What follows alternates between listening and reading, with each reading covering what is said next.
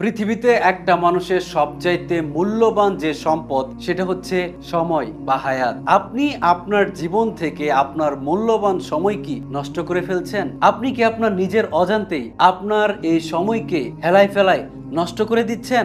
আজকের এই ভিডিওতে আপনাদেরকে আমি 5টি জিনিসের কথা বলে দিব। এই 5টি জিনিস যদি আপনি লক্ষ্য করেন তাহলে আপনার মূল্যবান সময় আর কখনোই নষ্ট হবে না ইনশাল্লাহ। তো চলুন জেনে নেই সেই 5টি জিনিস কি।